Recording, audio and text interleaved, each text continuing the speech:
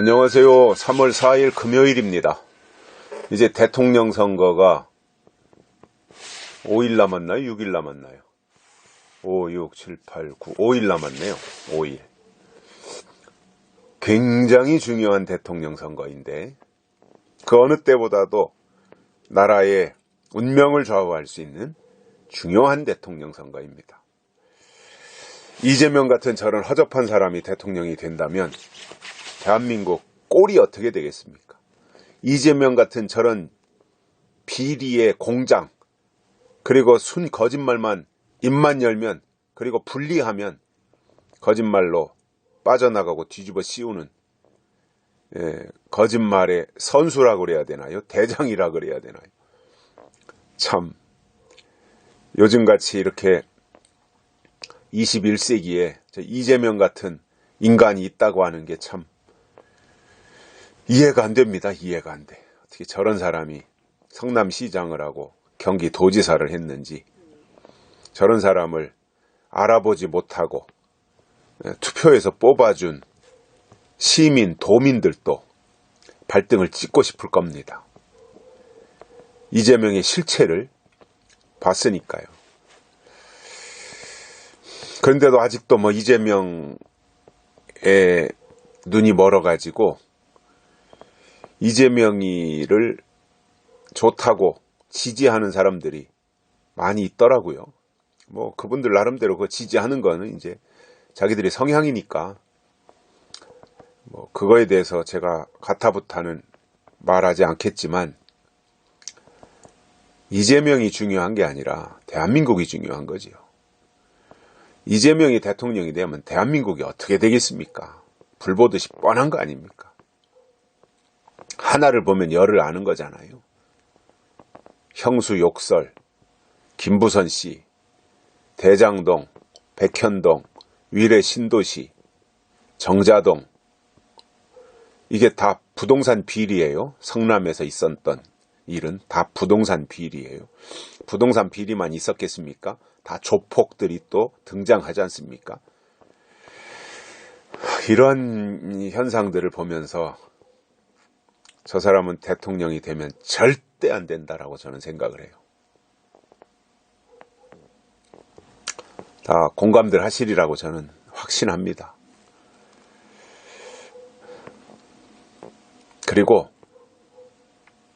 만약에 3월 9일 날 치러지는 대통령 선거에서 이재명이 당선이 된다라고 한다면, 만약에 이재명이 당선되는 것으로 결과가 나온다면 그것은 100% 부정선거한 겁니다. 부정선거 안 하고는 이재명이가 당선될 수가 없어요. 지역에 돌아다녀 보십시오. 사람들을 만나 보십시오.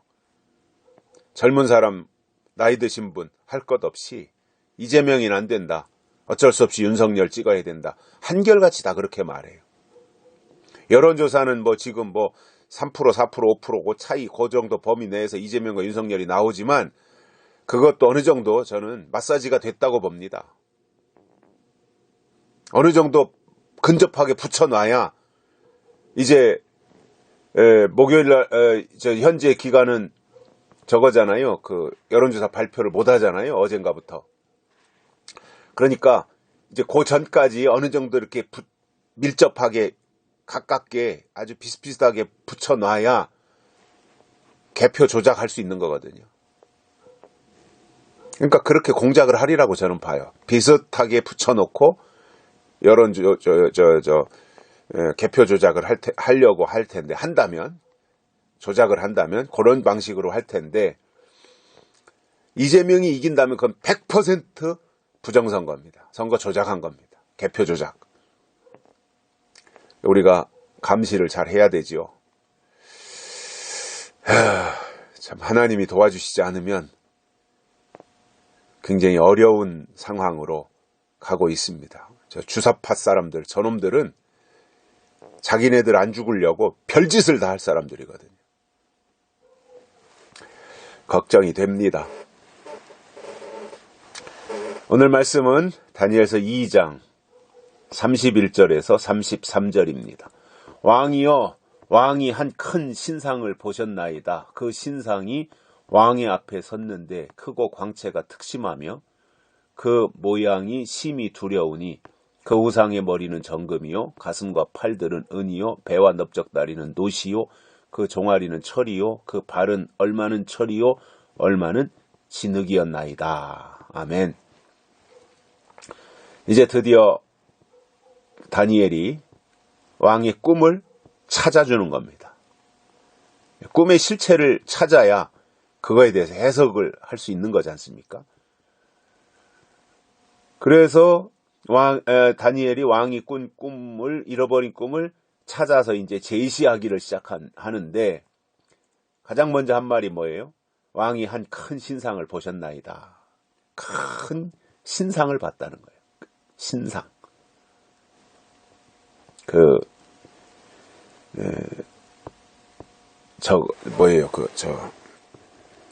동상 만들어 놓듯이, 세종대왕 동상 만들어 놓듯이, 이순신 장군 동상, 광화문에 가면 크게 만들어 놓은 거 있잖아요. 그렇듯이 큰 신상을 봤다 이겁니다. 꿈의 내용을 이제 다니엘이 설명해 가기 시작하는데, 그 신상이 왕의 앞에 섰는데 크고 광채가 특심하고 그 모양은 심히 두려웠다 이겁니다. 그러면서 이제 조목조목 얘기하는 게 뭐예요? 우상의 머리는 금이요, 정금이요. 가슴과 팔들은 은이요, 배와 넓적다리는 노시요. 그 종아리는 철이요, 그 발은 얼마는 철이요, 얼마는 진흙이었나이다. 그러니까 이게 이제 어떤 시대를 말하는데, 뒤에 가서 이제 해석을 하겠지만, 여기서 보면, 오늘 본문에서만 보면, 머리에서 아래로 내려갈수록, 머리는 금, 가슴은 은, 배와 넓적다리는 놋, 종아리는 철, 이렇게, 이제 머리에서부터 다리로 내려가면서, 그 보석의 가치가 떨어지는 거예요. 그죠? 머리가 제일 좋은 금이고, 제일 비싼 것이고, 가슴 시대로 가면 은이고, 배와 넓적다리로 가면 노시고, 종아리로 가면 철이고, 그러니까, 머리 위에서부터 아래로 내려갈수록 가치가 떨어져요. 값어치가. 반면 또 다른 측면은 위에는 머리는 정금인데 금은 무른 거예요. 은도 무른 거예요. 그런데 이게 내려갈수록 단단해지는 거예요.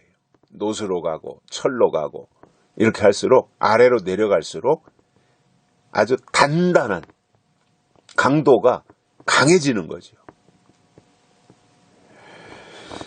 이것을 이제 다니엘이 찾아준 겁니다. 이런 세상이 온다는 거예요. 앞으로 시대가. 금의 시대가 가면 은의 시대가 오고, 은의 시대가 가면 노쇠 시대가 오고, 노쇠 시대가 가면 철의 시대가 오고, 철의 시대가 가면 철과 진흙이 반반씩 섞이는 시대가 온다라는 것을 다니엘이 말한 겁니다. 반면 값어치에 있어서는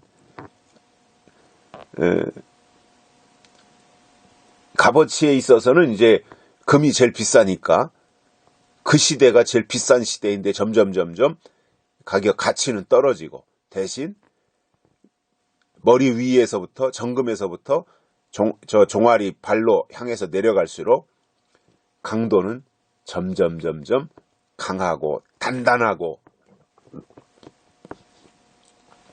그러한 시대가 된다는 거예요. 가치는 떨어지는데 강도는 높아지는 그러한 것을 다니엘이 왕의 꿈을 찾아서 설명해 주고 있는 겁니다.